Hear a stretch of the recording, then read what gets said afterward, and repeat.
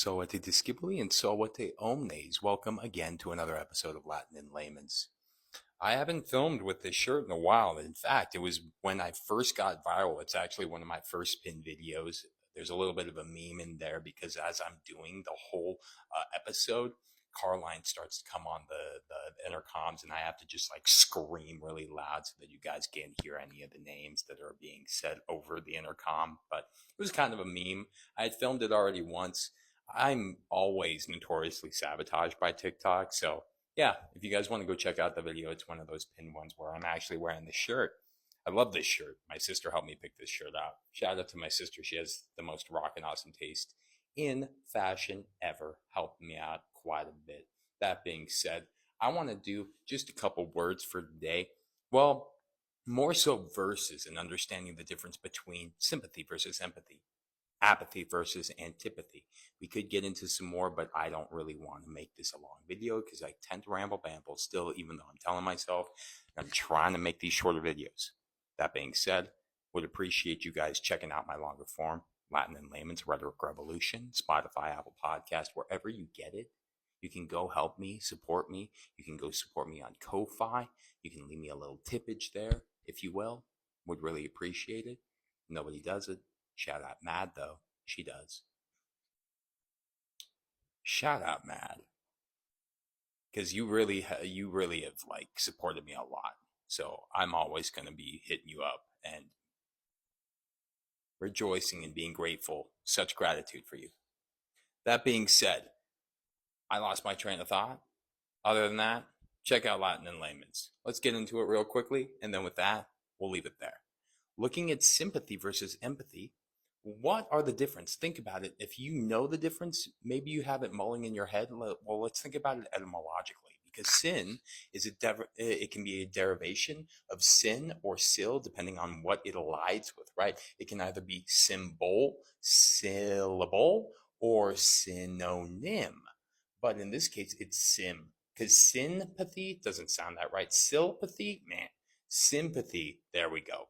Sim, together and or with, pathos referring to suffering. Sympathy is where you can't relate to that person on a situational level, but you can understand that they're going through a hard time maybe. And with that, you can say, you know what, I sympathize. I know that you're going through a hard time. Unfortunately, I don't have the experience to empathize with you, which we're about to get into in a hot second, but I have humanity in my heart. And I know that you're going through a hard time. So however I can support you, however I can derivation of sub, under, porto portare, carry. However I can carry you from underneath, however I can provide that safety net for you, I will do my best. That being said, on the opposite or the versus side, because these really are two different words and we tend to equate them all too often, and I don't know why, but I used the word sympathy the other day and people have a negative connotation to sympathy. No, there's nothing wrong with the word sympathy. There shouldn't be a stigma towards sympathy. It just means that you don't have a relational ability to, get on their level and empathize with them. You can feel within them, right? Because maybe you've gone through the same situational experience that they're going through, and you can say, we're all individuals. We all go through grieving processes in a different way. But I know you're going through a hard time because I've gone through something very, very, very similar, and I can support you in any way, shape, or form. Again, support, carrying from underneath. So you're either feeling with or you're feeling within them. Those are the differences etymologically speaking. Next, we have here apathy versus antipathy. Anti, against. A is without. It can also mean an, but in this case, it aligns with apathy. Antipathy, not that great of a thing. Doesn't sound that great. So, apathy, however, without, featuring a nice little train, if you guys heard that in the distance, without feeling. When you are apathetic, you're just kind of zero affect, right? Affect, right? Affect versus effect. That'll be a good one to do in the near future. You have zero affect. You're just like, meh. You're like a high schooler with senioritis. I don't know. You just don't care about anything.